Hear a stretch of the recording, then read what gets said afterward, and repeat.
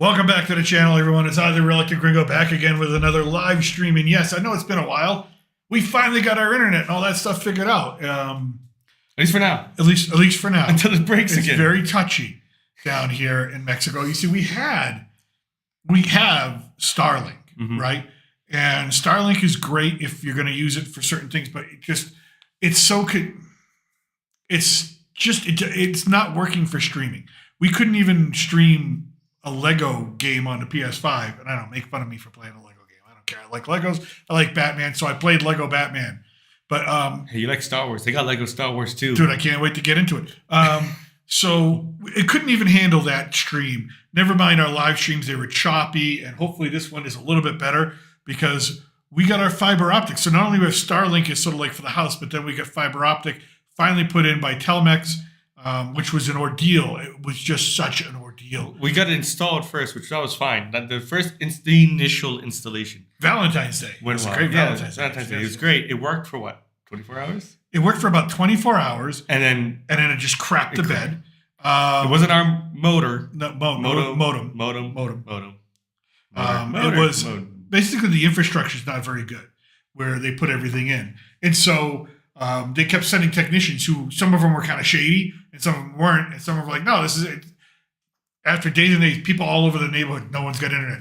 Internet for like a whole week. People can't do work. People can't do this. People can't do that. It was terrible, right? But at least we had Starlink as a backup so I could watch a movie or use my phone or use my computer. Yeah, watch YouTube. Upload a video if need be. Yeah. Upload a review like you did, Gringo. Yeah, we uploaded the review for Captain America Brave New World. We're going to get into that in a second, but definitely. So we finally got everything figured out and everything situated. So hopefully this is how it's going to be from now on, which would be awesome because we have lots of plans. We do. You've got lots of plans. I've got lots of plans. Not only do we have this channel, this is my main channel. This is my only channel right now. Is the Reluctant Gringo, because that's me. I'm the Reluctant Gringo. And here's my son, you're the Reluctant Son. Yeah, that sounds terrible. You can't call me the Reluctant Gringo son because one, I'm not Gringo. Two, that just sounds terrible. I know, but and so we got tons of plans, and we want to get this stuff rolling. And it's just a lot easier when you have a reliable internet. And so I'm gonna try and adjust this camera just a second. Everybody, just give me a second. Watch, everything's gonna blanket on me. We also got a new desk. I got some of my stuff set up. If anybody's got any questions about what's behind me, and all my stuff, that's fine. I'm into wrestling and stuff like that. And a bunch of other things as well. You got a land speeder hidden down there. Yeah, the secret land speeder. Secret land speeder. My Lego land speeder. But the coolest thing, actually, I will show this. My son went to Japan and not me, other one. Oh, my other son. And he was in the anime section of Tokyo, and he asked me, Dad, is there anything that you would like? And for me, there's certain anime that I really do love, but there's one anime that I've loved since I was a little boy. And for me, it's the original awesome anime. It's in the United States, it's called Star Blazers. It's Battleship Yamato. And so he couldn't find, it's so popular, it's hard to keep those toys on the shelf or models on the shelf, but he was able to find me this really cool space battleship Yamato. And I'd have to open it up, but it does light up. The engine will light up and all that. So it's just incredible. So I love it. So that's one thing I got right here staring me in the face right now. Are you getting messages? Yes. From who? Who do you think? Oh no. What did we do wrong? It's just the height of your chair, Gringo. The height of my chair is what the height of my chair is. I can't do nothing. You want me to sit on a pillow?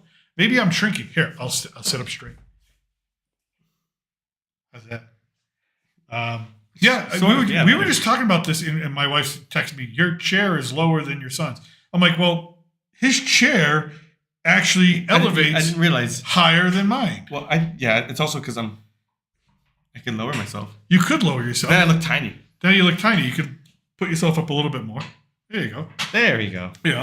I'm all about equality. No, I'm not really all about equality. Anyways, so have you heard yourself lately? Not joking. So we get everything all situated here. I got my one day I'll give you a tour of this room, which is, my wife calls it my studio. This is my work desk, my workstation. I do love the oil paint. I'll start putting that on. I might actually, sometimes I like to keep that private because don't know if I could. You can show a couple pieces if you want. I can show a couple pieces, but like every stream got a new piece. Yeah, so this is a piece that I'm trying to figure out what to do with, and so I painted that by so I'm trying to teach myself how to oil paint. I literally just bought paints, canvas, and brushes, and said I'm going to teach myself. Watched a couple Bob Ross videos, which are fun in themselves, but when you're trying to teach yourself to paint, they're also fun. So but we have lots of plans. We're into baseball, so we're going to do a baseball show. Oh, very excited! I did start. One of my things, and I know people hate it when I talk about religion, but I do enjoy religion. Do enjoy my religion. So I started a channel, posted my first video called Beyond Chapter and Verse, and so I'm going to start just doing some deep dive into religious texts and things like that. And probably going to stick to the Bible first. Yeah, stick to the Bible first and certain Christian mythology and things like that. And any plans to expand beyond that? Yeah, I'm gonna do a live stream for that channel once a week. You and I are gonna do a baseball live stream once or twice a week. Yeah, I mean, you heard me on the phone with my brother talking. Yeah, dude, I didn't even know. Like, did he even talk? Like, no, that's all you did was talk. He talked. Like, I think. I don't think he talked for a solid 30 minutes. I'd give him a moment, and be like, "Don't you agree?" And he's like, "Well, I was like, but also hold up, listen to this." I didn't really give him a break. I feel bad almost, but it is what it is. But it's been great. We're getting our house situated and everything, and it's just been awesome being down here. So we got curtains up. Like there used to be a huge echo in this room. I don't think there's any echo anymore. It doesn't sound like there might be a slight, maybe at the end. Slight. I don't think it's will pick it up though. We just have to buy a car. Yeah. I mean, we can keep taking taxis. I don't mind the taxis. I don't mind that either. We might buy a Chinese car. I might buy a Chinese car. And if I buy a Chinese car, that'll definitely be something we put on stream. Is like, this is what a Chinese SUV is like. They're nice. They're nice. Very nice. I got into one, and I'm like, oh, this is nice. So what we're referencing, for if you want to look up the brand yourself, is the Chirey, Chirey, I believe. Yeah. Now, technically, they're headquartered here in Mexico, from what I saw. But they're really a Chinese car. Yeah, it's a Chinese company. But they're trying to base themselves in Mexico so they can maybe export to the U.S. There's no way they're going to let them into. If they let those cars at that price in the United States, they will destroy Ford. All those cars. They work well. Right now, they have some problems if you're missing a part because their closest factory, I believe, is in Brazil on this side of the world. Yeah, that's the only thing. Yeah, if you're missing a part, you get to an accident. It's hard to get a part because that's the thing. That's the infrastructure they're building up. But it's the friggin' Chinese. Well, they're starting to build it up now. It's the Chinese. Here, so. They'll have that done in a couple months. They're awesome at that. That's why I said by the end of the year, that's not going to be a problem. Yeah, so working on it. We'll see. Work in progress. I don't want to spend a lot on a car. I mean, maybe your mother's maybe right. I know I'm a big guy. I weigh 250. I'm 6'1", 250, 245 on a good day.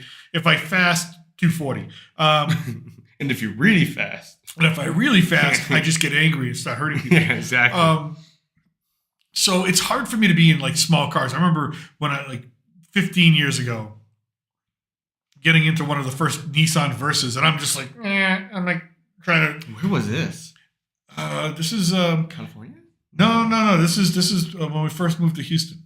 But before your mother and I went house hunting in Houston. Before we were still living in Michigan at the time. Yeah, I was staying with Michigan with I think grandpa. Yeah. And so, but I know they're a little bit bigger right now. So maybe I go with like a smaller car, maybe a Chevy Aveo, maybe a Nissan Versa. I don't know. Depends on the price point. It depends on the price. Toyotas are really expensive down here. Like I don't remember being. They were. Nissans are really expensive. People love Suzuki's, and there's Renault. Renault's a French car. Renault's French. Very French. But wait. But aren't they owned by somebody? Aren't they owned by the Chinese now? I don't think so. But they're nice cars. I mean, they're all over Europe. I don't think the MGs are really expensive. Maybe they're British now. They're British now. Okay. Maybe. Well, it says .uk here. I could be wrong. So it's just one of the. But other than that, we're loving being in our new house. The dog loves it the most. He's got a backyard. He's got a place to walk. It's really quiet. There's no noise. It's been awesome. And we're just living life, and it's been a ride, and I can't wait. And what's the date today? The 19th. So in about 19 days, I turned 50. I'm a half century mark, buddy. I'm at the half. You get to say you made it. I didn't think I was going to make it. Like if you told 20-year-old me that I was going to be 50 years old, 20-year-old me would have laughed his ass off. Be like, yeah, I make it. No, wasn't going to happen. Maybe.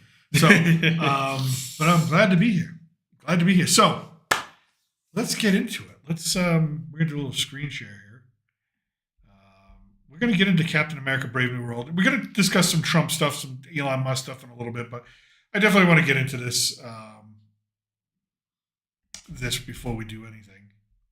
I found something out. Actually, it looks like Renault now owns a majority of Nissan. Oh, nice. Well, I was looking it up. It's France. Yeah, it's French. all right, so Captain America: Brave New World. Now, a lot of people on the internet saying it's a flop, it's this, it's that. It depends on your definition of the word flop. Financial flop? Financial flop, critical flop, and I gotta say, my opinion, it's gonna be both. It's already critically it's a flop. I think it's gonna be a huge financial flop, and we're gonna talk about the movie itself. We're gonna get into spoilers. We're gonna go through it and kind of how, just really what I thought of it and what you thought. You saw it with me, and right now it's made about $204 million worldwide, 106 domestically, and just under 100 million for foreign markets. 100 million? So it's sitting total 204 million. Here's the problem, okay?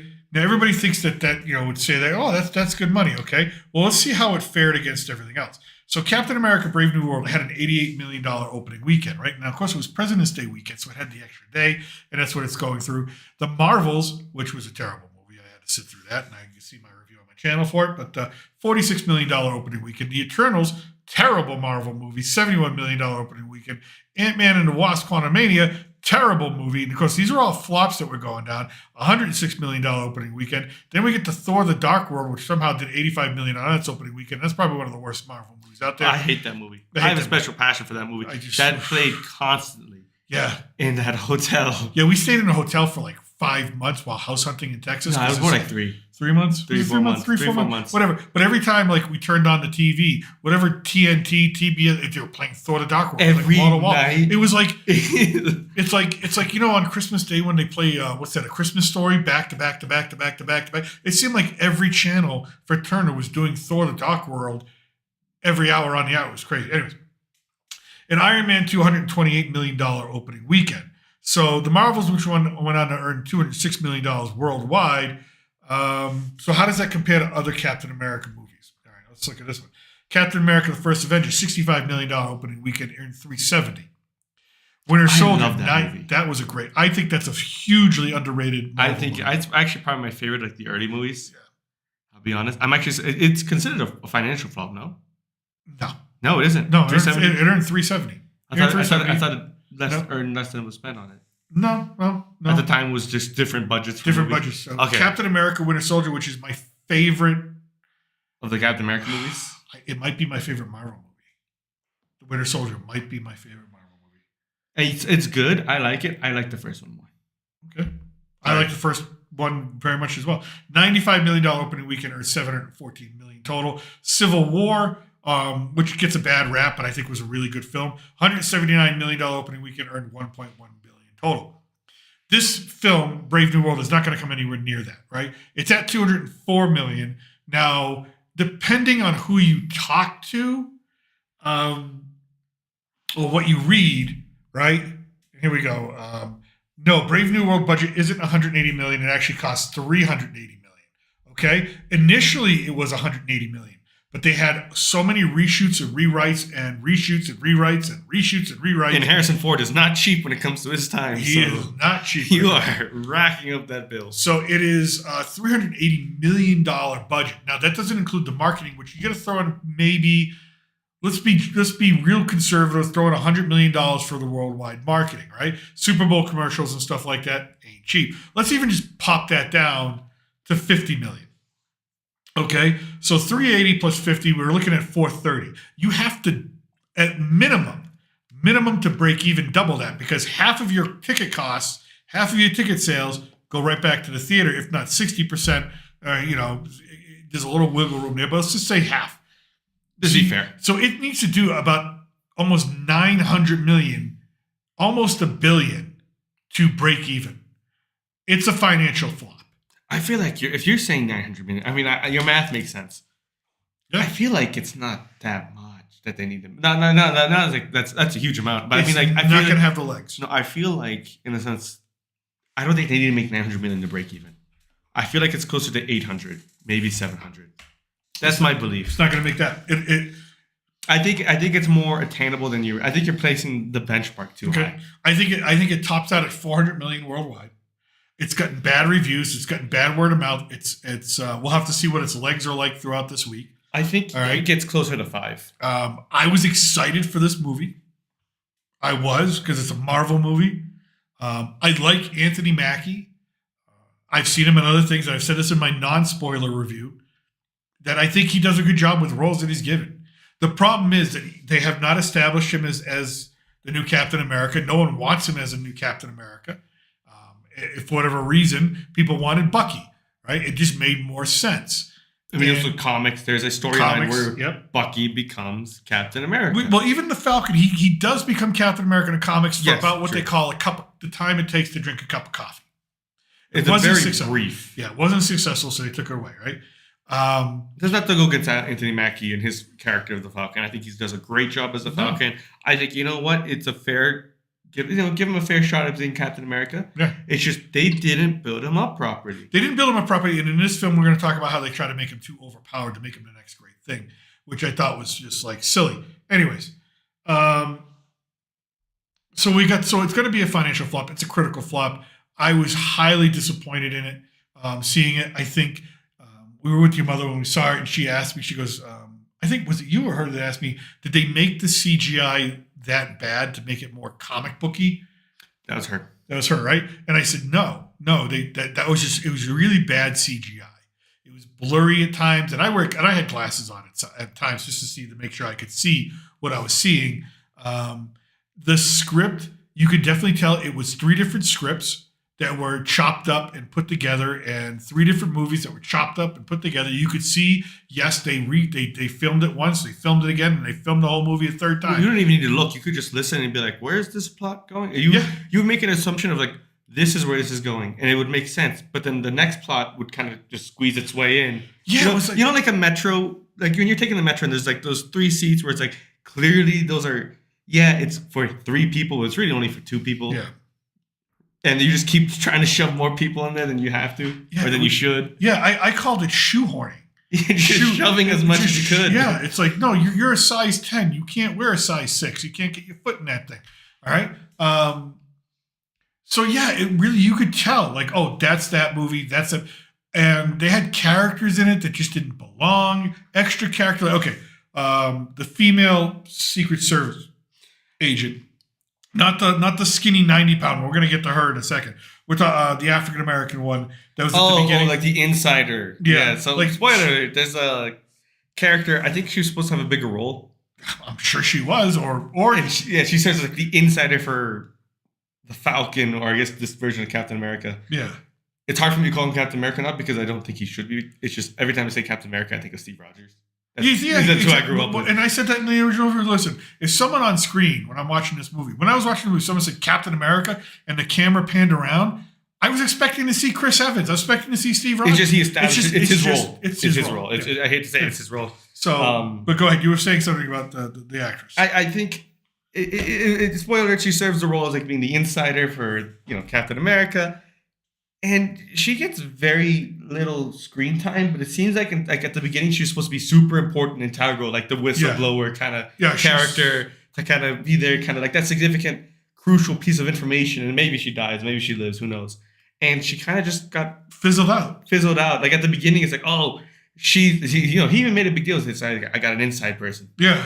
And that inside person just never paid up, never bothered to call, Cap. Back. Nope. At all. And then the other female character in it that you could have done without is the Israeli Black Widow. I don't know what else to call it. They even say it in the film that she's Israeli, and she was trained Sabra, by Bat Saraf is the character's name, and she was trained in the Red Room, right? And so she's basically Black Widow 3.0, I guess at this point, or 4.0. She's a 90-pound woman punching and taking out men that are my size, all right, that actually they're supposed to know how to fight. Well, Black Widow, give some credit. I mean, Black Widow is a skinny. This person, she looked like she's 12. True, but Black Widow, I mean, you look back, I mean, she's pretty skinny. It's not like you're going to expect her to like It's just that her character is established. For some reason, it was more believable with Scarlett Johansson than it is with this character. Well, because once she looked like Black Widow too, she was already established as Black Widow when you saw her doing that. You know what I mean? They had kind of built her up of being like, oh, she's a secret agent.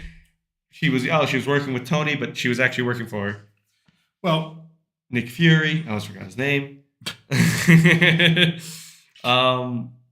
So they built her up. So when you saw her do that, you're like, this is Black Widow. Yeah. They kind of just threw her in there. She was just thrown in, but then again, like she didn't. If she wasn't if they took her parts out of the movie's the same thing. Yeah, she doesn't have a huge impact. Nope. And I feel bad for her. No. As well, I feel bad for most of the characters that look like they were supposed to have a bigger impact. I'm sure she also was like it looks like, you know what you mean? You know what, I could say this. You could probably combine her role and who's I'm gonna call her the informant. Call her the informant. I don't remember her name. The informant role and make that into one character. Yeah. I think that'd be better. But still, even then, if you made it one character, if you took out that character, you don't need that character, right? It's just extra, right? There could be other ways to get that information. Yeah. And the SEAL team. Which is cool. Random. I don't know. I didn't watch the series. Are those guys at all in the series? No, Falcon and the Winter Soldier. No. Okay. Well, then they just came out of left field. No. The series is all about Bucky. Well, not Bucky, but Falcon. No, it's all about the other Orange Man bad. Oh, really? Oh, yeah. It's a total social messaging platform. It's really bad. And then you have multiple villains, right? Well, let's get to Captain America first. Okay, let's start. Let's start with the Falcon. Okay. Anthony Mackie, great actor. You know what? I'm not gonna give him any grief for this role. He did a good job with the role he was given. I think the directors and the script hindered him and prevented him from being able to perform well. That's what I truly believe. Because you see him in other movies and you know he's good. He's played the role of Falcon before. Yeah, he executes it. I have a problem with the script. You have a problem with the script, not him. Direction. I have a problem with, I think, studio interference because there were so many cooks in the kitchen. All right, here's the thing. Before we get to that, this is a film that if you're not me or someone like me who doesn't have a comic book knowledge or hasn't watched every Marvel product, and I've watched everything. Unfortunately. All right, to understand some of this movie, you need to have seen The Eternals. You need to have seen Falcon and the Winter Soldier, whole D+ series. Right. You need to have seen some of Black Widow or understand her backstory, what the Red Room is. Otherwise, you don't know who Bat Seraph is, and the 90-pound woman is. You don't care, right? Nor do you pick her up at all until she starts attacking, and even then, it's very subtle. That information. And you've had to have seen Edward Norton's version of the Incredible Hulk. For reference, when did that come out? Was it 2011? Oh, there's that mosquito. I hate him. Killed him. That's a great question. When did that come out? I think it was 2002. No, that's no. There was another Hulk movie that came out that year. No, not that year, but earlier. Let's see here. Incredible. 2008. Edward Norton, Liv Tyler. So 2008 to be able to understand. Otherwise, some of the story you're gonna be like, "What's going on?" and who are these people? Well, you don't know who the president is in the movie. Thaddeus Ross, former general. Thaddeus Ross, right? You don't understand who he is. Well, you get him a little bit in Endgame. You get him a little bit in Civil War. Do we get him in Endgame? Yeah, remember it was William Hurt, the guy with the mustache. The problem is the reason why Harrison Ford's got the role is because William Hurt died. Oh. So they replaced him. That's why they make the whole That is such a vague detail to remember from Endgame. You watch Endgame and what you remember is mustache guy. Yeah, that guy. You have a problem. The guy who did the Sokovia Accords. Oh, okay. Yeah, the guy who came was talking to everybody. Did I step on what? Me? No. No, I thought I did by accident. No, that's okay. So you had to have seen all this stuff. You had to have done homework. I don't think that's good for a general audience. I think if you're like, and again, this is why I love bringing my wife to movies like this, because she's a general audience person. She ain't read the comics, and she ain't got to read the comics. She's someone who comes to like comic movies or comic book movies who will look at a poster and be like, "Does that look interesting and fun to watch? Maybe with my family, or just even by herself." Yeah. She looked at that poster and saw Red Hulk and thought, "I want to see that." Yeah, but if you watched the movie, didn't know what was going on. Yeah, but didn't understand. She's sitting next to me and she's gonna be like, "What's she's gonna ask questions." If you're a general audience member, you got to ask questions about what the hell's going on in the movie because they're not okay. In entertainment like this, you should show, not tell. And if you're resorting to tell, you better tell in a real effective and communicative way. Otherwise, you get what you got here: a muddled mess, a wasted opportunity, right? So the whole thing with Captain America, you had to do your homework. So the character of Captain America, or the Falcon, I don't know, whatever you want to call him, he's not just that. He's the Falcon, right? Because he's got the wings, right? He's got the helmet, right? He's Captain America. He's got the shield. He's also inherited the role from Steve Rogers He's Black Panther now too. He's not Black Panther, but he's got covered in vibranium. Yeah, covered in vibranium. Vibranium suit, right? The only thing he doesn't. He's Iron Man. He's got all the gadgets. He doesn't have the super serum, and they try to make a point of that. Yeah. At the end of it? Yeah, he didn't take the super serum. No, in the middle of it. In the middle of it. This movie tried 4 different times to tell fans who were vocal before the movie came out that they didn't want to accept Anthony Mackie's Captain America. It had 4 different sets of dialogue in 4 different places. It took the time to basically slap fans in the face to say, accept this, accept this, accept this, accept this. They tried empathy, sympathy. They tried anger. They tried humor. They tried Bucky. Yeah. Bucky. That was the big one. That's the big one to me, was the end one where it's like, spoiler alert, there's a scene in the hospital. It's the Falcons, Anthony Mackie, it's Bucky. And they're having a discussion about, should I have taken the serum? Am I truly good enough to be Captain America? And Bucky's like, Bucky's like, of course. And that's the thing is they use Bucky because it's Bucky. It's like the last true link to Steve Rogers. Outside, I'm not saying the Falcon is a link to Steve Rogers. Yeah. But Bucky being his best friend, and in the comics having actually taken up that role for a significant time. Same journey almost. Same journey. He has the super serum. Yeah. So basically Anthony Mackie is basically Captain Marvel, the male Captain Marvel. They try to make him so overpowered that you have to love him. Because he's going to restart the Avengers. He's like the Kansas City Chiefs, and the directors are like the refs. Yep. Essentially, that's the best analogy. Yep. It's not that you necessarily hate the players on the Chiefs. It's not all of them. You know what I mean? No, I hate them all. Okay, but in this case, you like Anthony Mackie. You know what I mean? I really don't. You like Anthony Mackie. You don't want to see people get hurt or fail. No. But you don't want to see them, and you don't want to see the role succeed. You don't want to see the Chiefs win. It doesn't mean you don't want to see, Kelsey, do well as a tight end. Yeah. Mahomes sling the ball. It's entertaining.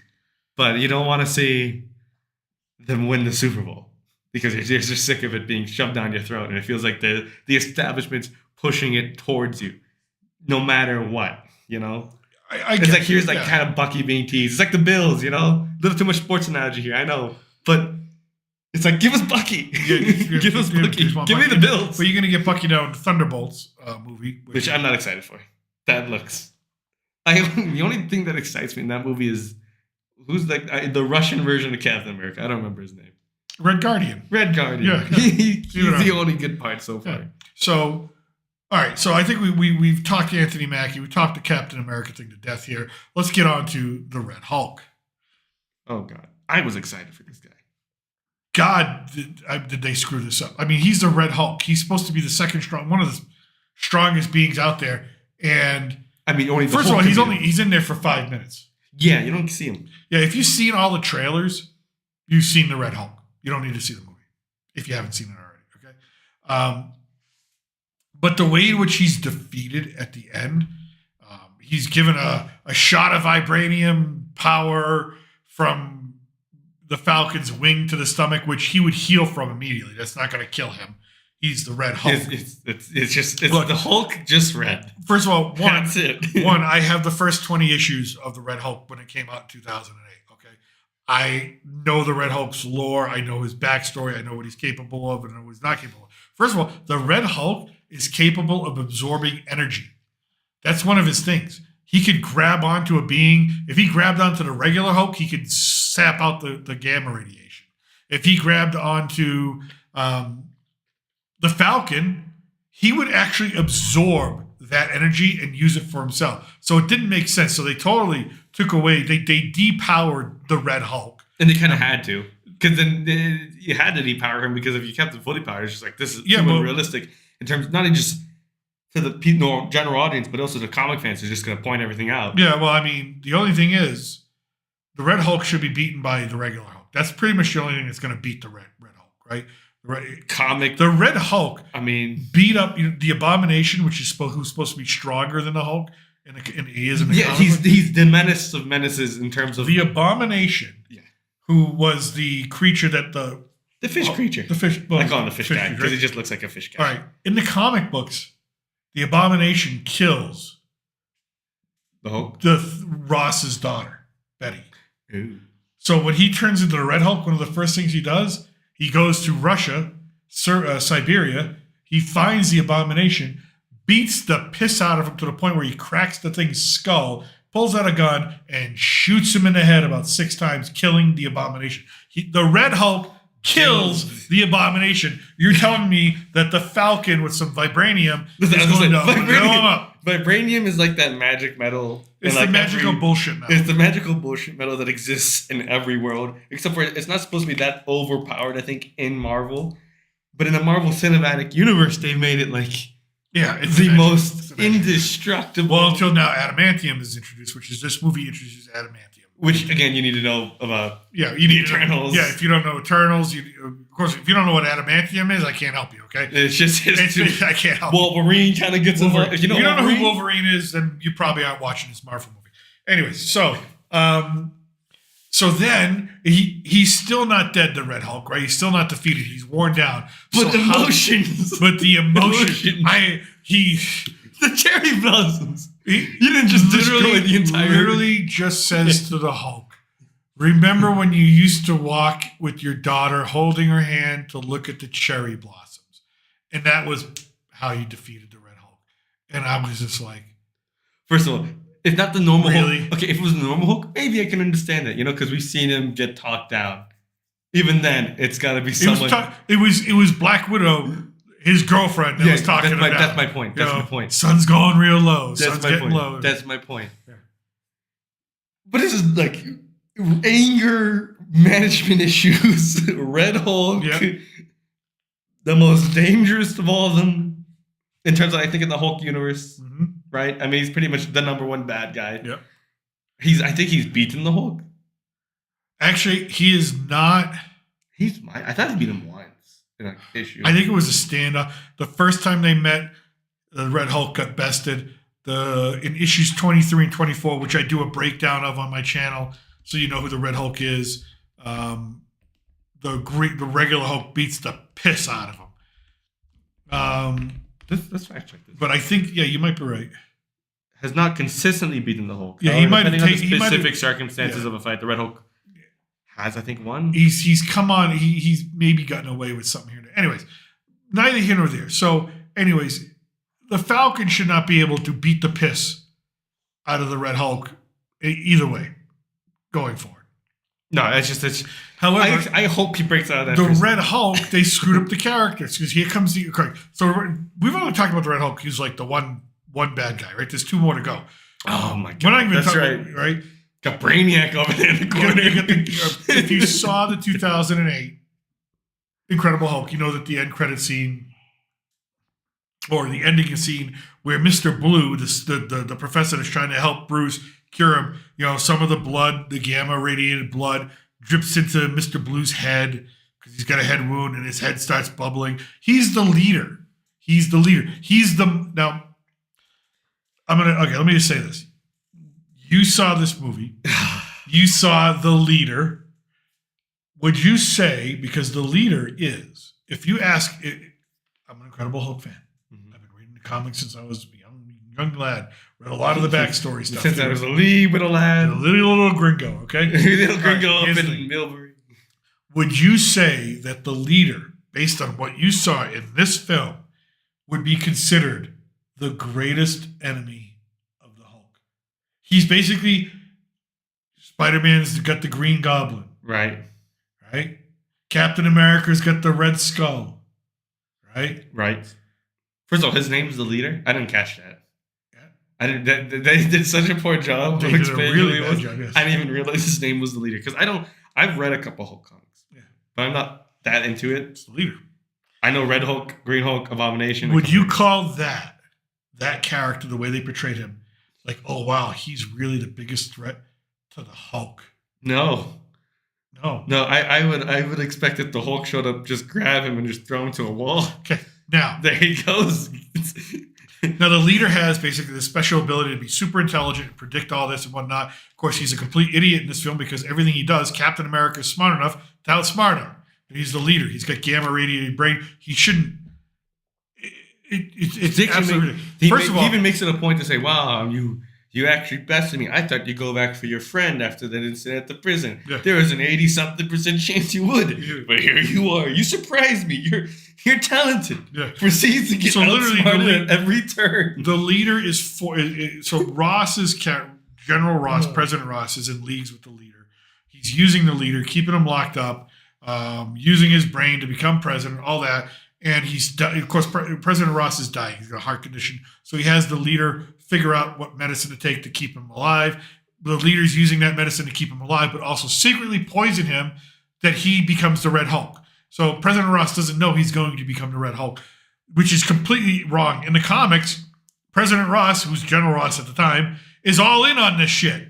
He's like, leader, MODOK, intelligentsia, all you bad guys, yep, I want to be ready for because he hates the Hulk. So he wants to be ready for when the Hulk comes back. He volunteers to be irradiated and become the Red Hulk. He volunteers for this crap as a general. Right? It gets worse because you think, characters would be made smart. Yeah.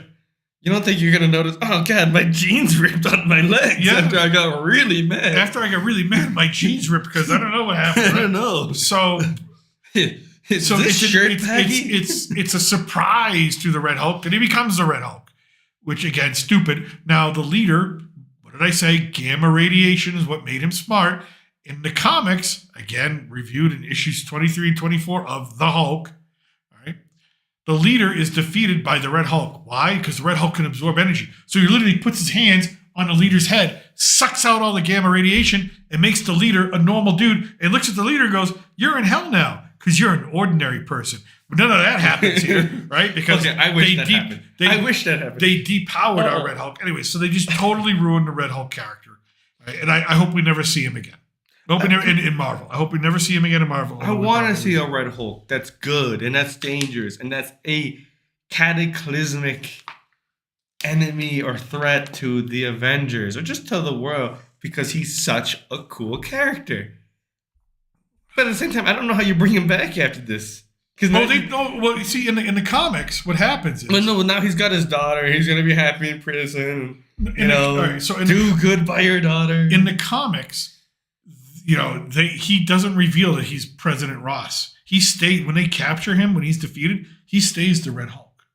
They put him in prison, in a gamma prison, as the Red Hulk. The Green Hulk imprisons him and then brings Steve Rogers, the actual Captain America, who was resurrected after Civil War, brings Steve Rogers to the guy in prison. The Red Hulk's sitting there, and the Red Hulk's like, yeah. And even the Green Hulk's telling Steve Rogers, look, this guy, the Red Hulk, he's powerful. He's got skills. He wants to fight. He loves his country. He'll do anything. He'll sacrifice anything for his nation. He's a proud patriot. You can work with him, Steve. And he becomes part of Steve's cabal a little bit, right? He goes on missions here and there. So he becomes sort of like an anti-hero. That's cool. Hero, Again, which is cool. I would love to see that. But here, no, it's just Harrison Ford in the freaking cell. Oh, by the way, did you see how they tried to make Anthony Mackie Tony Stark again when he went to visit? Oh, yeah, with so anyways, if you remember in Civil War, Tony Stark going to visit everybody in the prison in the raft. He had the arm in a sling, walking around. Anthony Mackie, same thing. Same thing. He's Tony Stark. He's Steve Rogers. Leader. He's got his rogues gallery starting to grow there. It's terrible. Absolutely terrible. So let's move on a little bit from Red So Hulk. the leader, by the way, how's the leader defeated? He just gives up. He walks up to the Falcon and just goes, you got me. I give up. But maybe this last thing might work. I'll have a bagel. I'll go have some cream cheese bagel. Right? That's it. That's what he does, and that's how he gives up. Right? We haven't even talked about the third bad guy. Oh yeah, Giancarlo Esposito. love him. Great actor. Great actor. Love him as a guy. Supposed to be the head of the Serpent Society, which should have been its own movie, which was supposed to be its own movie. Because when this movie was announced, the original title was Captain America and the Serpent Society. Really? Yeah. I don't remember. This is 4 or 5 years ago. This is pre-COVID announcement. Right? Oh, so this has really just been butchered. Oh, yeah. Also, I didn't notice that Seth Rollins is in there. He was. He actually sits with Seth Rollins, wrestler, who if you don't know Seth freaking Rollins, right? Where? He's not. He's not. He actually had to do an interview and say, listen, he literally says, this movie's been shot and reshot and shot and reshot. And my role's been cut. I'm not in the final movie. So why is he listed as part of the because cast? he did act for the movie. Oh, but he just didn't make it. I mean, also like Rosa Salazar. Who's Rosa Salazar? Who was that? Someone who got cut. I mean, I'm just looking here. Oh, that's the leader. That's the lead. That's Tim Blake Nelson. That's Tim Blake Nelson, awesome character, awesome actor. Love that. Yeah, there's two of your main cast members who's just listed as actress. Rosa Salazar. Who is she supposed to be? Who is she supposed to be? Yes. That's what I'm saying. And who is Seth Rollins supposed to be? Don't know. Security guard? I would have loved to see him put somebody through a table. That'd been funny. Let's see. It's probably not going to be listed there.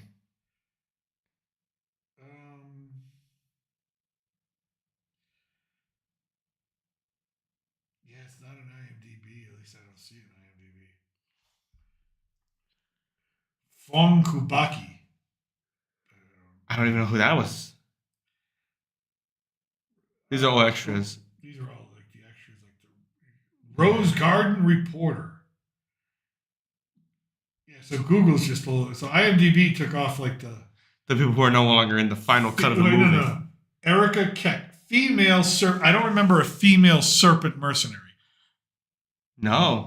So there's there's that. None. I don't know. Unless is there a nun? Remember at the beginning they were in Mexico? Oh yeah. I don't see Japanese security head probably was there. I don't know. Yeah, I don't know. Why are all the Secret Service agents women? Didn't we learn anything from Butler? Wow. Anyways. Wow. Well, one woman couldn't holster a gun. Anyways. So, yeah, this movie is 3 movies chopped into one. It could have been 3 really good movies if someone actually... It's just listed as actress. They don't even know anymore. Actress. So, don't know. Member of... So, Giancarlo Esposito is supposed to be the head. He has 3 scenes. Society member? Yes, it's the Serpent Society. Diamondback? Salazar's Diamondback. Like, she's supposed to be like a second-hand guy. You know what I mean? Like the second-hand... Well, she didn't... I don't remember her if she was. She was cut. Or she was definitely cut. Yeah, Rachel Layton Diamondback. Or Rachel Layton. I mean, the Serpent Society could be like a trilogy for what it is in the comic books. Right. I mean... Well, what you should have done was... That's what you should have stuck with, I think, as the initial plot. You threw in the Red Hulk because... I don't know why. It sells. Okay. Red Hulk. Because I think they thought, okay, Captain America, Falcon, he's not that over with the fans. Let's get Bucky. Harrison Ford. Let's get Harrison Ford. He used to. Has he played the role ever before as the general? I thought he did. No, this is it. First time. Some other actor looks really similar. Anyways, make him the Red Hulk. It's good money to spend. It boosts the sales. It boosts interest. He doesn't come cheap. Yeah, he doesn't come cheap. Are you kidding me? So I mean, that's what I think you just should have stuck with the first idea of the Serpent Society. You could have had something really cool where you go over the border into Mexico or into Latin America. We haven't even gotten to the Celestial yet. Oh my God. So listen, look, we've talked about This The is just serpent- convoluted. It's convoluted. We talked about the Serpent Society, which that plot kind of like That died. it just dies. They kind of left a room It just of like he'll escape it's prison. it's like a subplot. It's not even a subplot. We talked about it should have been if it's just going to be Red. If you're going to put Red Hulk in it, and she needs to be the leader with Captain America. Okay, those three. That's it.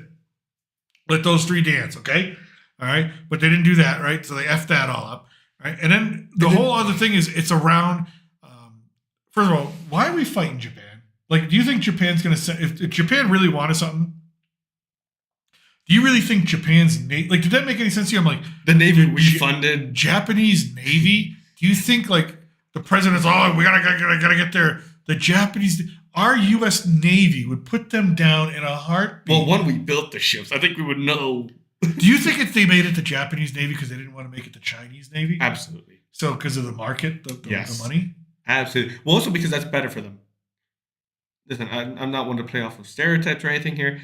It is very well known that Chinese and the Japanese do not get along politically, even as people. They don't like each other. They really don't. It's honestly surprising sometimes. Of course, there are a lot of exceptions to that of most normal people. Well, the history is horrible. Is absolutely atrocious. It's horrid. And no offense, Japan did some pretty awful shit to them. Oh, absolutely. I mean, they did Absolutely. I'm not saying Sorry it's out not there, well Japan. I deserved. love you, Japan. I love you. I really do. You know? I do. Go Tokyo Giants. Believe me. I love them. You know, Shohei. I love him too. But in terms of history-wise, they've had a really bad history with each other. Yeah, one was under the thumb of the other one for a while, and then when he got out of the, when he got out from under that thumb, it just went off and committed atrocities, right? Yeah. So I think it also plays off the idea that now you can have the Americans fight the Japanese, which there's a lot of Chinese. I'm sure that they call the U.S. in Chinese, I think, beautiful country is what it's called. Yeah. I think it's like the literal translation. You get to see the country that you want to see kind of be on your side and not be against you, go against your mortal enemy. You know what I mean? But still, I mean, it doesn't make sense. It doesn't make sense. But for the market, it just doesn't make sense. But it's a market plot there. You know what I mean? It's like it's like you want to see the Americans kind of fight with the Japanese, and watch the Japanese have it just wasn't believable. It's very unbelievable. It just wasn't believable. So, anyways, if you've seen the Eternals, and not many of you have, because it wasn't that great of a Marvel movie. You're talking about a Marvel flop. By the way, you've not seen the Eternals. No, you don't want to. No, don't do it to yourself. I just remember the promotion. I think it was the promotional material with like they were doing like, oh, look at they did something in Rome when I was still there. They did like a drone show. It's bad. Anyways, one of the Celestials is dead, sticking out of the Indian Ocean. You get this giant, huge, is it the massive, Indian Ocean? It's the Indian Ocean. Sure. Yep. Okay. Yep. And so it's this massive. They finally, it's full of adamantium, so everybody's racing to get it. Now, if you've never seen the Eternals, you got them. You don't know why that freaking giant skeletal remains of a celestial being is sticking out of the ocean. You just know that it's there now. You don't know why. You don't care. Right? Yeah, they don't really explain it at all. They just kind of be like, but it's adamantium. Magical bullshit plot point. That's all it is. It's a magical bullshit plot point. And so that's the third plot. Like there's 3 plots again to this film, and none of them worked. And then they try at the end. There is an end credit scene, right? I mean, hold on, real quick. I mean, you don't see this on stream, but doesn't that look like that's supposed to play a bigger spot in the movie? Yeah. The way they set that up. Yeah, on the poster you got the Celestial in the back. The Celestial in the back. There's land there as if they're gonna fight near it or on it. Yeah. You know what I mean? Like there's supposed to be something big going on there. Yep. Didn't you think? And it looks like they made a cut there where it's like he looks like he's supposed to break out there, and that's where you get introduced to the Red Hulk. Maybe he's destroying the Navy, the Japanese Navy, which would have been awesome. Which would have been cool. He's now Godzilla on him. Going Godzilla essentially on the Japanese Navy. He's tearing apart the statue and the adamantium because he just doesn't care. It's his. It's for his country. And here comes the Red Anthony Hulk. Mackie. And the other thing, the Red Hulk is not a mindless beast. He's very aware. He's very aware. He's in the comics. Driven by rage. Driven by rage. Anger is priority. Yep. But it's logical just how he can think and talk and everything. Right. It looks like, in my belief, that's where the fight was supposed to be. In the Pacific. Not in the Pacific. In the Indian Ocean. On the statue. it getting destroyed as he destroys everything else around. But we got what we got. And they kind of made a cut of like he's just getting angry in the boiler room. He's just the boiler room. Yep. Get some steam. Yep, he needs some steam. Need some steam. Oh my god. Look at this. How Captain America compares to other MCs. They're already calling it a flop. I feel bad for Anthony Mackie. He's just. And the thing is, it's not going to get better for Disney. Guess what comes out next week? Next month. What is it again? They're still releasing this. Yes, they're releasing Snow White and the 7 Discord mods. Yes. Oh no. Yes, they are. They didn't cancel. They did not learn. I'm just saying that's what they're doing. We've got to watch it for the review. Oh yeah, we're gonna go watch that Nightmare Fuel. I really don't want to. Oh yeah, we're gonna watch. Yeah, I'm gonna watch Snow White and the 7 Discord. What's mods. his name? What's one of the elves that's like the funny looking? Dopey. I always call him Dopey. They massacred your boy. I was like, they massacred your boy. Also, is it okay? It's wrong that they took away those roles from like actual. Okay, so people. Peter Dinklage complained and said, "Oh, it's stereotypical. You can't do that. You can't put." What other roles are they supposed to play? And I'm thinking to myself, there are 7 actors in Hollywood of that stature, of that height, that would love that Disney paycheck. And Peter Dinklage is like, nah, F you. Slams it on. Even though every role that came along that needed I remember him in, what's that Buddy the Elf movie? Remember the Christmas movie your mother loves so much with Elf? Elf, yeah, there we go. Buddy the Elf, right? He plays a little... Oh, yeah. In that, as the author, right? He has no problem playing that role. Right. He's got no problem playing the role he played and being and having his height be a part of it in Game of Thrones that made him famous, right? But when it comes to other actors who might want to try to, make a paycheck, break out even, maybe just I guess I'd just make a freaking paycheck. I was in a Disney movie. I was one of the 7 dwarves. That's huge. That's amazing, right? And Peter Dinklage is like, no, F you. But you know what's worse is that it's so hypocritical because every redhead role is just getting race swapped. Yeah. It's like, okay, I guess no one can be no one. I mean, Peter Dinklage was the goat in Wicked. He voiced the goat. Yeah. You haven't seen Wicked. No. It's good, actually. I haven't. I enjoyed it. I know you enjoyed it. You keep telling me this. I'll probably watch it sometime in the future. Okay. But it's on demand right now. You want to see it? Not tonight. Yeah, you can watch it tonight. Tonight, you can put away the video games and watch that tonight. That ain't happening. Just saying. No fallout for you. No, that's for another day. That's for tonight. A little tomorrow. Cynthia and Revo for you, huh? She's the one who plays the Wicked Witch.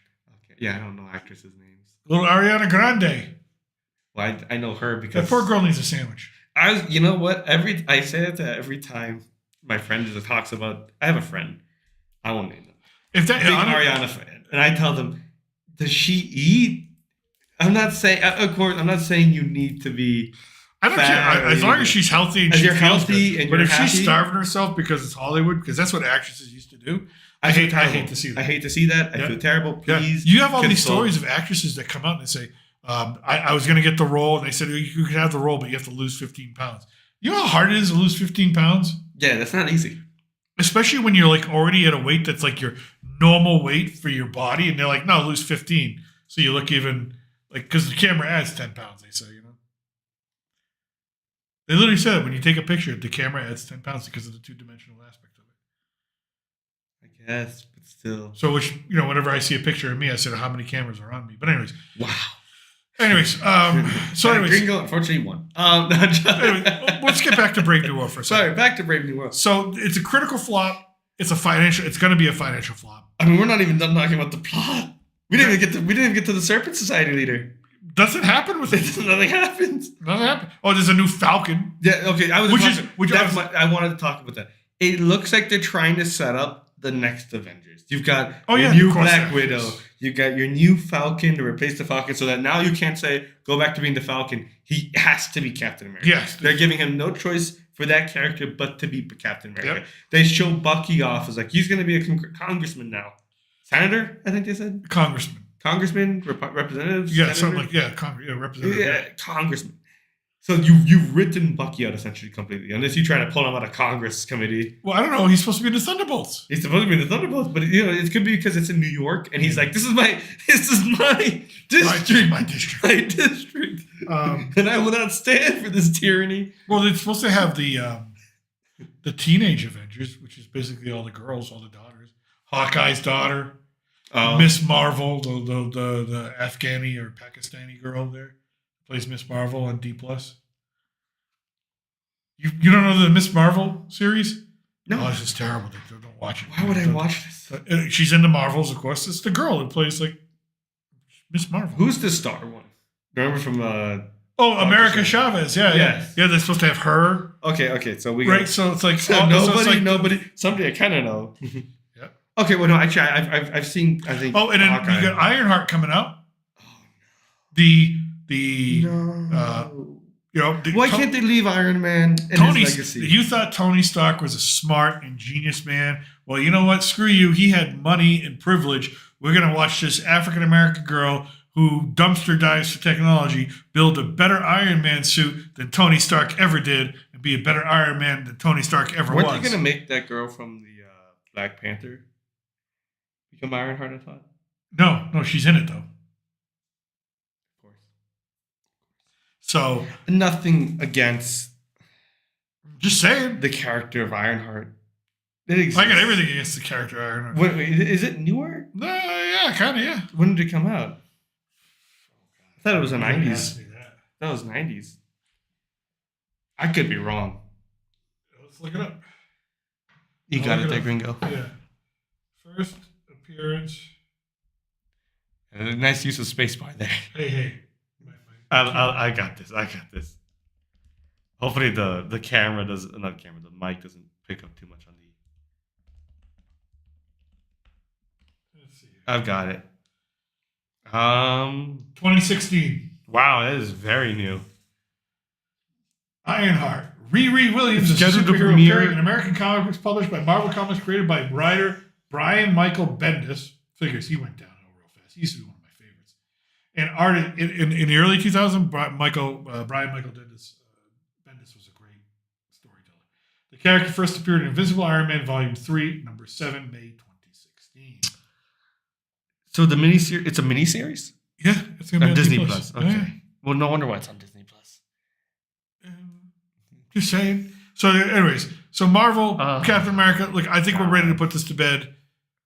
It's not good. Have we seen any teaser images? No. Oh yeah, dude, this thing's been shot for like 2 or 3 years. They're just afraid to put it out because they know it's going to suck. I've never seen any teaser images of it. Of like, is it like cartoony? No, it's a live action. Live action. You're going to put in live action. Okay. Just put in Ironheart Disney Plus series. Here, I got it. Oh no, I'm not ready for this. Oh, that looks shitty. First of all, Yeah, there we go. I don't mean to be mean to the actress, but why does she look like a 45-year-old woman who wants to shit herself in this picture? Because she probably a 45-year-old woman who's going to shit herself. Look at it. She's powerful. There she is, right there. Dominic Thorne to lead Ironheart. Like, this thing's been in the can for years. I mean, they must have had, okay, maybe they have to release it for tax reasons? Oh, Can't no, claim too many times? No, you can do that. There's no limit on it. Oh, so they just want to put out garbage for the sake of putting out garbage. Okay. This looks terrible. Look at Yeah, this. I would say this doesn't look good. That's not it. I don't think that's the real image. Ironheart streaming this too. That's her. This is the image. I thought. She's so good. She's got multiple Iron Man. Yeah, this is the one I see right here. This one. She's got multiple ones. Which is just, okay, sorry. This one is just complete ripoff of just Iron Man. Yeah, that's all it is. And they're just That's trying to all it make is. him look worse. And I don't like that. Why hurt the character? Anyways. You don't ever hurt your foundation for the universe. You know what I mean? I mean, we started off with Iron Man. Well, that's what they're going to do. Without Iron Man, there's no right. Marvel. I'm ready to shut the door on Captain America and Marvel right now because I've had enough. I'm very disappointed. Where this is going. Oh, no. Oh, no. Well, Any good things to say before we move on? I really wanted more for Anthony Mackie. I wanted it to work out because I think he's a good dude. I think he's a good actor. But it just, honestly, the script was terrible. The writing was terrible. The direction was terrible. The interference from the studio was terrible. But of course, he was one of the producers. So he's got partly himself to blame. He's one of the executive producers. Well, I think they made him. You're named a producer and executive producer, but sometimes it's like you're a producer by title. If you're a producer, you are a producer. Yeah, but sometimes they name you producer by title, and it's like you're not actually a producer, but we're trying to give this legitimacy. Maybe. So I wouldn't be surprised if that's the case. Maybe. I'm not trying to come. I'd like to see I'd like to know what Seth Rollins. Seth Rollins is like. I don't even know what character I was playing. You're right. We can look this up. Actually, there probably was a leak. All right, let's switch gears. We're going to talk about something a little serious. This guy. What do you think of this guy? Oh, all right. This guy. So apparently, all right. Here's what I know. Trump tells dictator Zelinsky to move fast or lose Ukraine. Right. Servant society. Oh, he was a member of the Servant Society. Okay. So yeah, we're going to talk about the Ukraine because this is getting a little weird. So, as someone who lived in Europe, Trump calls Zelensky a dictator without elections. Trump only spoke after Zelensky accused him of being trapped in a Russian disinformation bubble. You don't ever. You want to call out the president. You want to insult Donald Trump. You better not be relying on him just for cash. Lost, buddy. You just lost. Okay, you are now a joke for Donald Trump. Donald Trump's going to look at you and be like, "F you." We give you how many billions? Yep. We will defend 200 billion more than we give than Europe gives? Yep. Ukraine's foreign minister says in response to Trump, we will defend our right to exist. Putin says U.S.-Russia trust is key to any Ukraine peace deal. EU is now floating a plan to boost weapons supply to Ukraine. With what factories? They don't got any. I don't know. They're going to have to buy them for us. Anyways.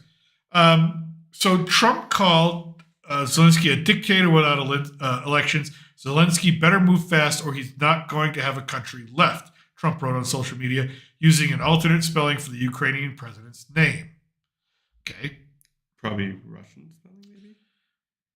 It's just sometimes he mistypes things. He two Y's instead of an IY. Well where? See, two Y's. Instead of it should be SK right here. Oh. Should be an IY. That's how you write his name. Well, that could be another language. Yeah, you know what I mean? Yeah. There's Ukrainian. It's Trump. You don't care. Anyways, yeah. Now, is Trump a little correct that Zelensky's a dictator? Okay. For context, someone who lived in Europe, especially when the war started. What is a dictator, though? A dictator is always someone who holds on to power, doesn't give it up. I mean, which definition of dictator are we going with? Roman version of dictator, who is somebody elect during a time of war to get the job done, and then at the end of that time is to give back power? Or are we talking dictator in Why do you have to wait till the end of the war? Well, that's Roman. That's a Roman. The United States, during World War II, we had elections. FDR was elected 4 times, but we still had elections. True. During World War I, Woodrow Wilson was reelected. True. You're not wrong. I mean, I don't think you can call him a dictator. Okay, so I think his term. If you go by definition, then yes, I guess technically he's a dictator. Okay, so the war in Ukraine started, but he's not like dictator. And he was the elected president. Right. His term ended in 2022, but yet before 2022, they declared martial law, which shut down the ability to have elections in that country. So he's been president for 2 years, over more than 2 years, when there should have been an election held. When did he declare martial law? They declared martial law in 2022, but what month? February 2022. That makes sense. In response to Russia's invasion. Yeah, that's so technically Trump is right in calling him a dictator. Well, you're wrong actually technically, because if you call martial law because of an invasion of your country, martial law most dictators love martial law to keep their power. Sure, but this is a democracy. Not a great democracy, but a democracy nonetheless. It's always been corrupt. One of the most corrupt. Yes, it's one of the most corrupt. But as of recent years, it was starting to get. It was actually on the track to get back and get into the EU. I disagree in that. I think it's a insult for an insult kind of exchange. I don't think you can call him a dictator yet. He declared martial law. I mean, if you're president, what are you going to do? Not declare martial law when you're getting invaded? Mm-hmm. you're going to declare martial law. As a result, it's not your fault that part of martial law is there are no elections. Maybe they could have used $1 billion that we gave them to have elections. No, you're not going to run an election in martial law as you're getting invaded by the one country you don't want to be invaded from, where you were I'm not trying to defend Ukraine to the end here. Yes, I lived in Europe, but I am an American. I do think we're sending them too much money. But then again, we made a promise to Ukraine when they left the Soviet Union, when they were holding onto the nuclear weapons, to give them back to Russia. In return, we will give them a security promise. That was the promise we made. That is in writing. That is... Yeah, but they also made their own bed to lie in. And Trump says this, listen, Russia invaded them, and it was clear the reason why is because Ukraine egged them on. All Russia, Putin said, I cannot allow Ukraine to join NATO. What did Ukraine try and do? Join NATO. But that's its that was the red line. But that's its sovereign right. You can't just invade every country because they choose to join a security defense. That's like saying it's okay for Cuba to have nuclear missiles 90 miles off the coast of Florida. That's a different scenario. No, it's not. That was Cold War. No. Different. This is NATO is Cold War. We're talking. Yeah, NATO is creating Cold War, but those circumstances are different. Now that it's a NATO country, we can put nukes in there. We're not going to put nukes in there. Why not? Is it a NATO country? We put nukes in Turkey. Yeah, but Turkey is an exception. Turkey was a special exception. Turkey was a very debated exception. We made a deal with the Russians. Just saying. We made a deal with the Soviets for Turkey. That's not the same thing. We would never put nuclear weapons in Ukraine. That would be insane. Plus, we don't need them. We put them in France. We put them in Italy in the Alps. Guess what? Russia don't know that. Russia needs to have that. I'm not defending Russia. I'm just saying. That was their thinking. They always said, "Listen, Putin would not invade Ukraine." They had invaded Ukraine, Crimea. That was during the Obama years. But then after that, they said, "Listen, we can't allow this." After that, it was not just because of the threat for NATO, but they were also claiming the Russian portions of the eastern bloc of the Donbass region. I get that. And that was their main. They only switched to NATO kind of midway. They were kind of like flip-flopping with it. But the thing is, if you're Russia, you can't take Russia at its word for it's because they were going to join NATO. They hadn't joined NATO yet. They were going to join the EU. They were petitioning. They were petitioning. We could reject them. If we wanted to have that discussion with Russia. Do you think Biden was going to reject them? Who knows? The amount of money he's getting out of Ukraine? Probably. He probably would have rejected them because I would imagine he would have rejected them. But he never got the chance. I don't think he would have. What I also think is this. Listen, the biggest threat was the EU for Russia. Ukraine was going to enter the EU before it entered NATO. That was the biggest problem. The biggest problem was this. Now it's economic deals and sanctions, economic dealings with Russia. We're going to be cut off because it's going to be in the European ecosystem. And so again, what happens to any country that sees its economic ties severed? Or what happens to any country that sees its military or security threatened on a border on one of its fronts? They're going to respond militarily. You are the country with the most nuclear weapons. Don't matter. No one is invading you. How do you know?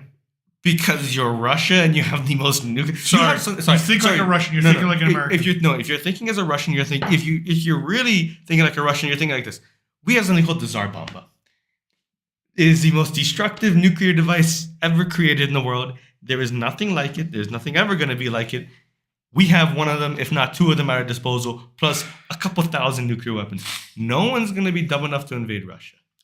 The Russian government and mindset is the same as the North Korean. They are constantly at a state of war, preparing for a state of war, preparing for war. They are constantly just looking, everything to them is a threat. Is a threat. Yes. And they should have read that and known that, and we should have stepped in. But I'm sorry. No, but the thing is, how can you tell my problem is this, how can you tell Ukraine, who's already been invaded once, lost Crimea, it was told, okay, you can't get Crimea back kind of right now, you're going to have to play ball, and now they're getting a threat of invasion again. What are you going to tell them? Don't join NATO? I would build a military with what money? I would tell the country of Ukraine, which was ranked the 5th most corrupt country in the entire world. Right. Straighten out your crap, then we'll talk to each other. No, I don't really care. But the thing is, they were straightening out their stuff. No, they were. They were. If you look at Ukraine, if you had an idea of Ukraine within the 5 years prior to the conflict, they were on an up. They were on an absolute up. They were getting rid of corruption. Now the corruption's kind of back because now it's war profiteering. Zelinsky instituted laws against Catholics and Christians in his country, right? we can't figure out where China deals has imprisoned Uyghurs. No, my point is we still deal with China. That's we China. Still deal with Russia. We're dealing. This is a war we're talking about, right? Where's all the money gone? Because we can't account for all the billions of dollars that went to Ukraine. No, I know that. They went to the. So I'm not saying they're not on an upward trajectory. They're on how much can we get out of the United States? They were. Let's play the victim. They were. No. And they were on the upward If they become part of Russia, guess what? I don't give a shit. Let them.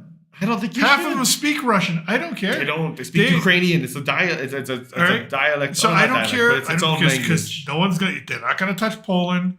Russia's not going anywhere near Poland because they know that's NATO. Russia's not going anywhere past that. Listen, the Polish. Listen. I could care two craps about Ukraine. You can't because one, that's a Black Sea threat, and guess what? Black Sea threat to who? NATO. Okay, I could care about. Why do I care about NATO?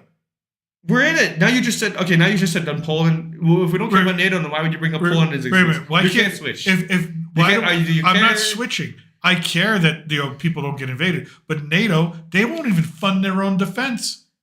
Poland does, Turkey does, those border countries do. Because they have to. The rest of them don't. Exactly. So why would I care if NATO is so important? If they're so special, why aren't they spending money on their own defense? Going, we got to shore this stuff up. No, it's because they're pumping money out of the United States. That's all this is. So Ukraine's not part of NATO. They don't get a part of that. It's all getting kicked back. It's all just a scam. It's not all. All 350 billion is not being stale. I'm telling you, once Trump says to Putin, a lot of money. We'll give you this land. It says to Zelinsky, sit down, shut up, and go run your country now. And the war is over. Everything's going to be so peaceful. I think it'll be fine. Yeah. I think you're right about that. But my problem is this: I think you're wrong to assume that this is purely Ukraine's fault for this war. It's not. I'm not saying it's purely Ukraine's fault. Russia was going to invade. Yes. No. Russia was going to invade no matter what eventually. No, they weren't. Yes, they were. No, yes, if Trump got reelected, they would not invade. They would. I don't care. If Trump got reelected, he would. They and, would not. And 4 years after this year, they would have invaded anyways. No, they would have figured out because Trump would have said to Ukraine, "You're never getting into NATO," and Putin would not have an excuse. That was his. excuse. No. If you're never getting into NATO, then Putin got that. It was like, oh, great, you're never going into NATO. You're gonna have to make a deal with me, or you're gonna get invaded. That was it. It was the threat that kept them. You can't have it both ways. That's no, you can't have it both ways. Just saying, you can't have it both ways. So I could care less. Now that Zelensky's going to badmouth my president, he can go screw. I want the money back. And his JD Vance, vice president. Greg, wait. Let's make a pause. I do want to make this clear. I am not saying that Ukraine hasn't misplaced, if not misspent, or even corruptly taken this money. I agree with you on that. I also agree that yes, he should not be saying shit to the president of the United States because guess what? A majority of your budget comes for this war. We funded it and probably everything else. But I think it's irresponsible and wrong to say Ukraine created the circumstances for this war.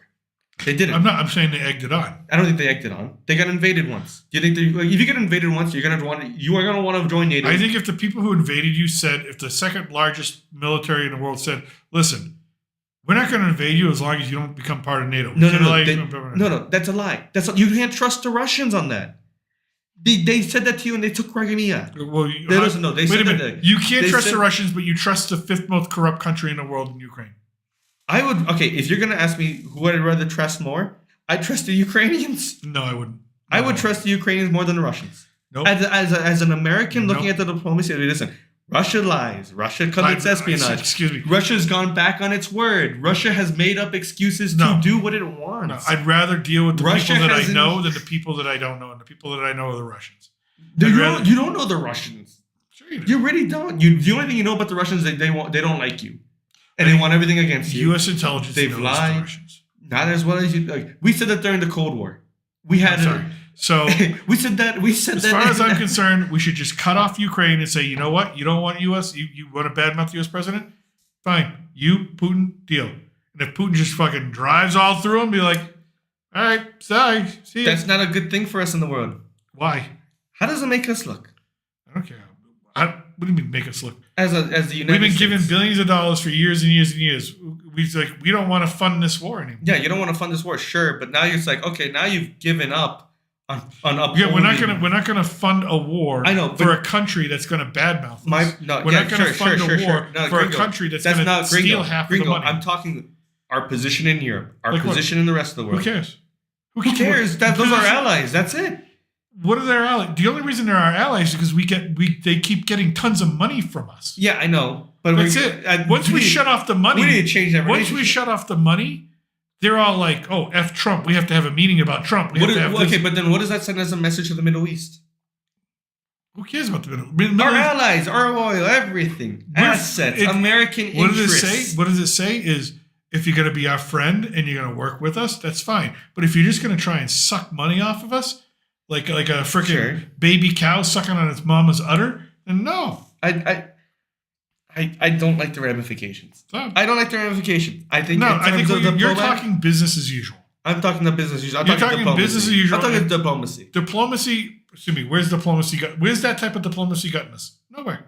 It's gotten us bankrupt. It's gotten us being the bank. Gotten us being like we're the allowance people. It's like when I used to ask my dad, "Can I have $5 for allowance this week?" Now a lot of that money we get, we charge back for it. To be fair, we loan that money with $37 trillion in debt. I don't think so. We do well. Hold on. We're $37 trillion in debt, but I mean, let's talk about Doge real quickly.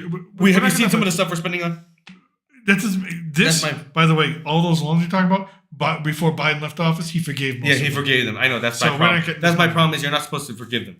So let me just read what J.D. Vance said, and I think this really sums it up. The idea that Zelinsky is going to change the president's mind by bad-mouthing him in public media, everyone who knows the president will tell you that it is an atrocious way to deal with this administration. Guess what? J.D. Vance is correct. And, go screw. So, Ukraine, tired of hearing about you? Russia has seized some 20% of Ukraine is slowly but steadily gaining more territory in the east. Well, Zelinsky better hurry up and make a deal. Moscow said its special military operation responded to an existential threat posed by Kiev's pursuit of NATO membership. Ukraine and the West call Russia's action an imperialist land grab. The Ukrainian leader said Trump's assertion that his approval rating was just 4% was Russian disinformation and that any attempt to replace him would fail. We ain't looking to replace him. We have evidence. We have a history of doing that. No one said Trump's going to go. No, I know. But I'm just saying. I'm just saying. I don't blame him for saying that. We have a history of doing that. You would know that best. But we're not doing it here in the middle of this. I hope not. We've done crazier things. Yeah. Iran. I mean, we've messed in that area. Well, you know where I stand on this. I know where you stand on it. Listen, I'm not saying that Ukraine is using this money well. Do I think they have a right to exist? Yes. I think they should exist as a country. They made a deal. We made a deal to protect them. We made a deal, whether you like it or not. We said, listen, you give up those nuclear weapons back to Russia, we'll protect you. Here's Europe. A second meeting of European leaders in Paris, hastily arranged by French President Emmanuel Macron earlier in the day. There were more calls for immediate action to support Ukraine and bolster Europe's defense capabilities. But guess what? Few concrete decisions were made. Of course, because it's Europe. They don't want to spend the money. They want their free healthcare. They want their free education. Someone who lived in Europe, this is absolutely true. They don't get along with each other. Yes, they're in the EU, but that's only for financial reasons, for stability. They all have their own money. They have their own cultures, their own ideologies, their own desires, wants, interests. They care about Ukraine for the idea that it's a buffer between them and Russia. They don't want anything touching. Beyond that, they don't care about the Ukrainian people as much as you think. Actually, fun fact, they actually are insisting they get their money back on their loans to Ukraine after the war. So on top of that, it kind of paints a closer picture. Yeah, don't expect any concrete action from the EU. I know. Because guess what? It doesn't. The bureaucracy is crazy. You don't get anything done. It doesn't work. If you're an EU representative, you're just sitting there doing nothing. You're getting paid. That's it. Yeah, I don't expect anything concrete to come out of the No, I expect this to be an American deal, and I expect this. Yes, I hope we get our money back. I hope we assert ourselves again. But I'm done with it. I'm done with the war. Done with Ukraine. I know. Done with that. I don't want to be in the war either. We're not really in the war except for our money's in the war, and I don't like that. Hell with them. But I do think they have a right to exist. We made a security promise. You have to agree with me. Who on made that. the security promise? I think it was Bush. Bush 1 or Bush 2? Either it was Bush or it was Clinton. No, it was Bush. It would have been Bush 1. 1989, 1991. It was right. It was right. 91, 92 when they fell. Hey, a lot happens in 35 Doesn't years. matter. You make a security. It's Taiwan. Things happen. Things I mean, change. look at Taiwan. Things You're more to have the money in Things change. Taiwan, of course. And that's a much more contested area. I think that's honestly. You want my personal opinion on Taiwan? Sure. I think it's stupid to argue over a little island in the ocean there. I think China's got a little bit of an argument as to why they should have it. I think Taiwan's got a little bit of argument for why they should have independence. I think it's colonialism from the British that effed it all up. No, that's not. No, you do not know Taiwanese history. Okay. What is it? So that Taiwan. How did Taiwan become independent? It's not real. Technically, it's not really independent. Taiwan, for the longest time, claimed it was China because it was from the Chinese Civil War. Chiang Kai-shek, Okay. the leader of, who technically was So authoritarian. then what happened? He lost the Civil War and he fled with his forces to the island of Taiwan. Okay. They stayed on Taiwan. The Chinese Communist Army did not have the resources to go after them on the island, and so it became a standoff. Over time, they developed the island and became Taiwan, and they turned democratic in like the 70s. Yeah, but they lost. They lost, but they didn't lose in the sense of like, this is our island. The Chinese never got to invade it, and then we made a security You promise. mean so because China decided not to go in there and massacre them, they should lose No, their but land? no. Chinese, they couldn't. They didn't have the resources, and then we made a deal with them. But they would have if they had the resources. We made a deal with them in the 50s and 60s as Yeah. a security promise, because we had to recognize the People's Republic of China as China instead of, because China, the Taiwan at the time, So basically, what you're Taiwan telling- still had the Security Council seat for China. So let me ask this question: Why are we putting our necks on the line for what should be an internal sovereign civil war and disagreement? Because it's no longer, now they claimed independence. Well, they claimed independence way back when, kind of in the middle of that century. Just because you claim independence doesn't mean we have to go rush into their aid every freaking. We 5 still minutes. made a deal. Well, maybe We made a deal. Guess what? Deals are made to be renegotiated. Deals are made to be renegotiated. That's true. But deals, when it comes to that, matter. Are you willing to go to World War III over that little island? Damn straight. No. Listen, American diplomacy is based on the fact that American word is as good as gold. We do not go back on it. It is what it is. The same thing with You Ukraine. tell that to the people in Afghanistan. We did. We've established their country. It's not our fault that they lost their military. The way we left Afghanistan. The way we left, okay. The way we left was bad. But we trained their military for how many years to be ready? How many years did we train their military? Sorry. 20. 20 years we trained them. 20 years they were supposed to be capable to fight at the Taliban. They fought one battle. They ran. They dissolved themselves. At that point, it's like, we've held our word as an Americans. We did what we were supposed to do. We pushed them back all the way to Wait a that minute. little corner. We had a security agreement with them. Not exactly. Yeah, we said, hey, we're taking over your country. That's not the same thing. We didn't take over. Did we take over Ukraine and Taiwan? You can't say it's not the same situation. If you invade a country and take it over, you better be prepared to stay there until it is secure. And we did. It is your job. We did. It was not. We did. Obviously, it wasn't. It wasn't because It the was army, secure. It was secure because we were there. It So was the minute secure. we leave, it's not secure. So and that's not our fault. When we secured it once, we gave you your military and all the resources you need. You lost and you panicked and you ran. so then we should never have left. No, it was time for us to go. We can only be there for so long in that one. So how long you want to stay in Taiwan? Once we have to invade there and put military there. How long as we we need? need. How long? As long as we need. No, I'm sorry. As long as we need. Sorry. Can't keep fighting everybody's battle. We're not fighting everyone's battle. We're fighting our battles because those are our deals. It's not. They're bad deals, and maybe we shouldn't. Like, as President Trump says, if it's a bad deal, renegotiate it or get out of it. But some of those deals you don't renegotiate. Why not? Good faith. Oh, Good because faith. good faith. Good faith is always. American ideals. No. The idea of what we stand for Good internationally. faith has never been. Listen, if you back out of diplomacy. every deal once it goes kind of bad, what does that say to you as a We've nation? never- You're we're not optimistic. we're not backing out of every deal. We're just looking That's what at you're it going. saying. That's what going, you're listen. saying. No, I'm not. I'm just saying it's You're a saying bad that deal. Taiwan goes. You're telling Taiwan, Okay. good luck. What is the national security concern over Taiwan?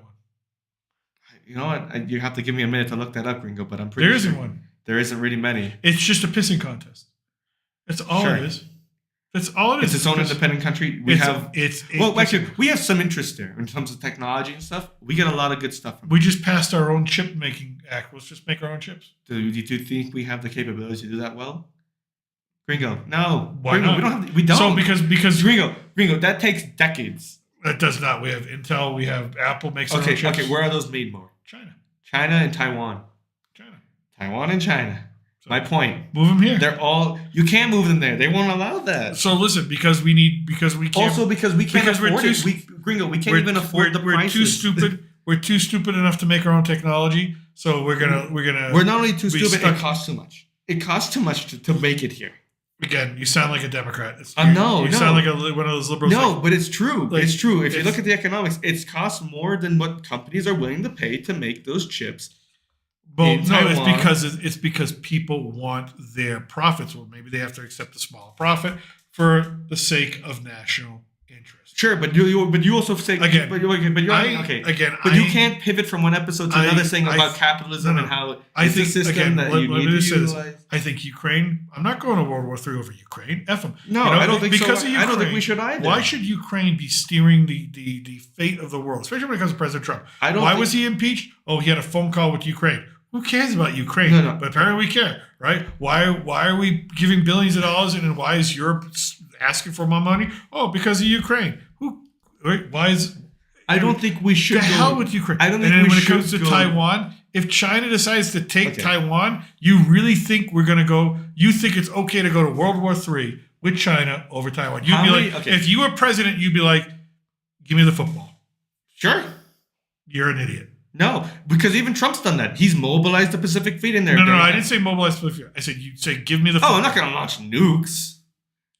What if China does? Oh, if China does, then I'm just paying. I'm giving them back what they need. Over Taiwan. Listen. You're willing to risk a nuclear war over a little country. I'm not risking over it a little island. Until they do. If they choose, they choose. I'm just saying, you've gotten yourself stuck in a situation. And I'm not... I could care less. No, well, I mean... Again, I could care less. Even Trump's deployed the Pacific Fleet and has assured Taiwanese... If China now overtook Taiwan, how does your life change? Probably not that much. Okay. But do you think we're going to let that happen? No. Because again, as you say, it's an international pissing contest. Not just an international pissing contest. It's who we are on the world stage. I've seen enough. The second you start making bad, buddy, I'm going to be 50 years old in 19 days. Right. I've seen enough war in 50 years to realize what you're talking about. You have no idea. I've seen too much war and over stupid stuff. I've seen war over oil. I've seen war over land. I've seen war over egos. Well, I've seen those wars. I've been alive for most of those. No, you haven't. Afghanistan, Iraq. That's it. That's all you've seen. Well, that's all you've seen. American wars. I've seen war over because we have to defeat the communists, right? We ruined Guatemala, we ruined El Salvador, we ruined Nicaragua, we ruined Colombia, we ruined Costa Rica, we ruined we ruined all these countries. All these people died. All the innocent civilians, human rights, right? Yeah, that was horrible. War is horrible. That's just the 80s. Right? I haven't even gotten out of the 80s yet. Yeah. I haven't even gotten out of the 80s. I'm not saying war is Yugoslavia, right? We're talking about... Gringo, you're confusing my position with saying what I'm saying is war shouldn't be because somebody made a security agreement about a little island. Maybe we should rethink about that security agreement and go, really, if really it was an internal conflict to begin with, let it stay an internal conflict because no one's life is really going to change after Taiwan becomes part of China. I could care less. Well, except for our interest in the Pacific, because now you're going to have Japan be like, what the hell are you doing? South Korea's a dick. What are you doing? Again, what are they doing? Japan can't declare war. Okay, well, what's South Korea doing? South Korea is tiny. What do you think they're going to do? South Korea can't figure out their own life with North Korea. They can't even figure that out, right? They still have more minds. Partially it's our fault. Oh, yes. Then again, partially our fault. Why? Because we wanted to go in and we needed to defeat the communists. Why? Because we needed to go against China. Well, no, that was Soviet Union. And then it became China. China. Well, first the Soviet Union. First the Soviet Union, but then it was China. Well, no. Actually, it was Soviet Union the whole time, and then China got concerned about us possibly rolling beyond the North Korean border. And so they ran in. We did roll above the North Korean border. Not really, no. We didn't even get there.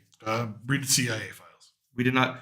We had agents, sir, but we didn't have any real. We had assets above that. We had assets, and we've had assets all over the world, and basically we shouldn't have them. But again, that's CIA assets. How good did that war? How good did that war come out? Not very. How good did Vietnam come out? Not very. Again, not very. I'm not saying war is good. I don't want war. I'm just saying, listen, you go to war for certain reasons, and those reasons I can respect. We made deals as Americans. And Guess what? Those deals were made by people who are dead now. So guess what? Maybe the Americans who are the economy was made by people who are dead now. I mean, no, it's not. Gringo. It's not about the economy. We're not talking about the economy. We're talking about international deals. We're talking about we're talking about the Electoral College was made by people who are dead now. We're talking about people who no one's dying because of the Electoral College. No, but my point is, you know what? No one has to go to war. No, but if someone is born and they become military draft age, you have to tell them, hey, you're going to go to this war zone. Best case scenario, you're coming back without your legs for the rest of your life. You know why? It's because some people that are dead now made this agreement. And yeah, I know it doesn't make any sense. War sucks. I don't want war. But apparently you do. I don't, but that's the reality. Apparently you don't want to find another different solution. And I don't want America to be like, all right, all these deals, we're getting out of them. So you don't agree with the one China policy? No. But I think Taiwan at this point is its own independent place. Listen, it's existed for so long. It's so different. It's so separate. It is inherently independent. It has its own identity. It has a version. It speaks majority Cantonese, not Mandarin. So what? It has a unique enough, I should say, identity and system of life. And Southern California speaks more Spanish than English. Does that mean it should become part of Mexico? That's not the same. That's the different. What if they also declared that, hey, you know what? This was we had a civil war. We had a war between Mexico and the United States way long ago in the 1800s. This used to be part of Mexico. There's more Mexicans living in South Carolina. There's more Mexicans living. What's the difference? It's an internal conflict. It's not an internal conflict. That's now international. Right? No. I'm talking about internal now. Now internally, all the Mexicans in Southern California say, you know, we're going to be part of Mexico again. It's more Mexican culture here. Sure, more Mexican culture. Those same Mexicans are all American. How do you majority of them? So what? All those Taiwanese were that border. All those Taiwanese. All those Taiwanese are Chinese. There is a hard border there. Why? Same thing. Because it was a war that divided. That we won. So what? That's America. China won. That's the southern border. You just told me that one side of China won a war. Again, it goes back. It won the war. It won mainland China. It didn't win the island because guess what? They never took the island, buddy. And they never dealt with it until now. They want to deal Taiwan with it.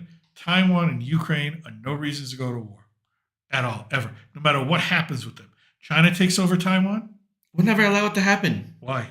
We haven't. Even Trump's put the Pacific Fleet when there's been threats. Okay, that's fine. We never allowed it to happen. We've always threatened. We've always shown a little bit of force. So what, you think we're going to roll over because that's what Americans do? But the minute, no. You think the minute, no. You're saying, so you would rather have the Americans roll over every instance and be a paper tiger when things get tough? Because guess what? The position we created for ourselves, we want to be like, fine, take it. We're weak. Fight when it's part of our national security. Taiwan has nothing to do with our national security. It does when it comes to handling China. Again, how does our life change as a country if Taiwan is now under Chinese rule?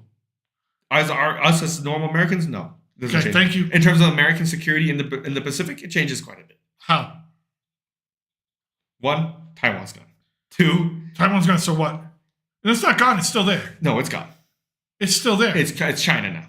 Okay, it's whatever you want to call it, it's still there. The people are still there. No, that's not how that works. A lot of those people are going to die. Sorry, that's just how China is. You know that. I know that. I mean, they put people in camps for being a different religion. So, I mean, how does life change? It doesn't. It does.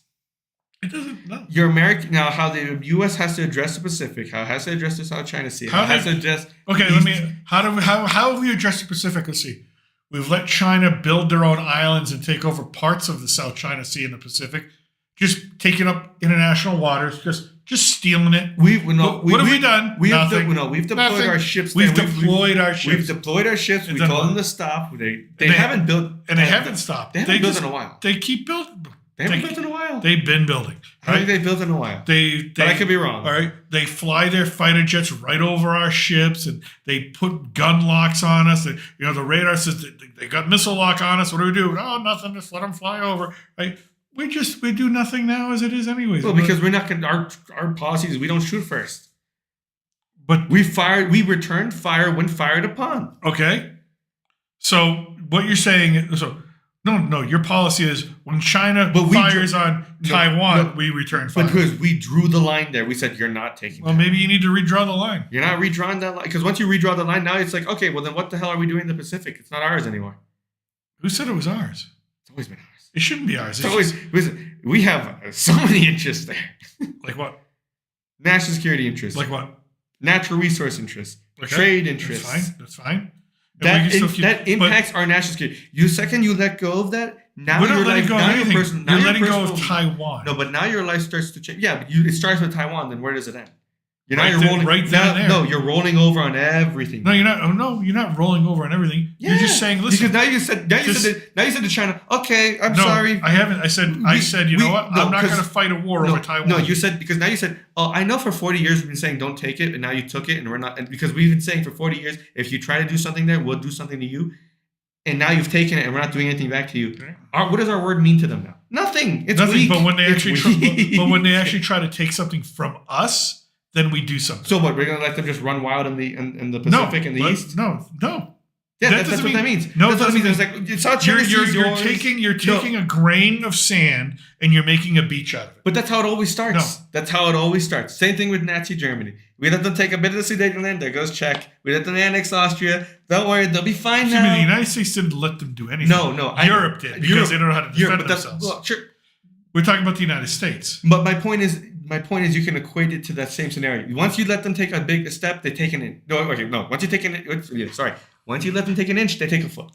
You don't let them take the inch. Okay. You keep it. You drew a line. To end the argument. You drew a line. You hold the line. You're willing to go to nuclear war over a little island. I'm not willing to go to nuclear war. And I'm not nuclear war. I don't think we'd go to nuclear war. I think it would absolutely go to nuclear war. And we wouldn't be the first ones to fire. Does it matter at that point?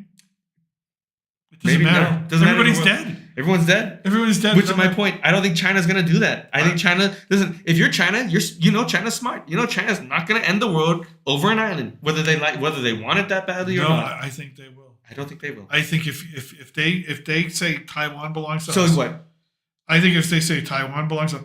They said that for the past 40, 50 years. And then they actually do this and they actually go and take it like they've been saying they're going to go and take it. And we respond militarily. They'll have no choice. No. They'll have a choice. Russia's threatened to use nukes and they think Ukraine is theirs. They say Ukraine is theirs.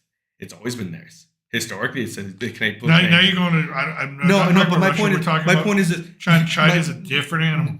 It's same authoritarian system. It's a different animal. Not really. It's a different. Okay, yes, it's a different animal, but it's the same thing. So, one threatens constantly nuclear war. Never goes to it because guess what? It's just not going to happen. Well, we're going to end that there because we've been arguing. We've been on for about an hour and 41 minutes. So as you can see, I'm someone who likes peace and stability and no wars. My son is all gung ho. Wow. No, I like peace. He likes death and mayhem. No. And nuclear bombs dropping on people. Enough with the childish insults. I like peace, but I'm also an American who knows. Listen, you put your foot down, and once you put your foot down, you don't lift it. I grew up, Commonwealth of Massachusetts. Established our country. You're a fan of Fat Man and Little Boy. You're an Oppenheimer fan. No, Texas. As a Texan, you once you put your hand on the gun, you better be ready to draw, and that's how I see it. We put our hand on the gun already. We better be ready to draw. You can always take your hand off the gun. Not in this scenario. Maybe one day you should. Anyways. With that, we're gonna cut it. We're gonna see you again later this week. So the internet worked. Internet worked also. Listen, this is a clear example. Listen, me and my father, Gringo and I. We agree on a lot of things, but in terms of handling certain situations, as you can see here, we don't agree. So in case people think I'm just spouting the same thing as he does, this is, I think, a very clear example of no. As you get older, you think differently. True. I think so. Young guy. I am a young guy. Young guy going looking for all the action. Go play your Call of Duty. I don't play Call of Duty. Whatever you play. I play Fallout. It's just being funny enough. I play a game about nuclear wasteland. Where it's, it's a game. You know what's funny? The backstory is nuclear war between U.S. and China devastated the world. It's not over Taiwan, actually. It's over them invading us. Then we kicked them out of Alaska. And then we went into China. And they're like, well, they're on our soil now. I guess we'll get rid of the world. God help him, please. Just give him a little bit of wisdom. A little bit of wisdom. A little bit of patience. I have patience. I just think, listen, we've made our box and we made our fort. That's our fort right now. Okay. Got to stick to it. Stick to it. All right. I don't mind making a deal later. If we make a deal later, that's fine. I have no problem with that. But I'm saying here's my deal. We're not gonna let them invade. Have Taiwan. I want my microchips 75% off from now on. And bugged. We're gonna buy a Chinese car. What do you think's in that? It's bugged probably too. But you're talking about national security interests, and you're saying you have no concerns for our technology. Okay. Gringo, you can't make that point. Anyway, all right, guys. It's been a great first episode back. No choppiness on this one. No choppiness. We've been solid. It's worked. It's great. I hopefully I've not been too loud. You've probably been too loud. All right, we're gonna get out of here, everybody. Woo. South of the border. Salud. Ahuevo. Adios.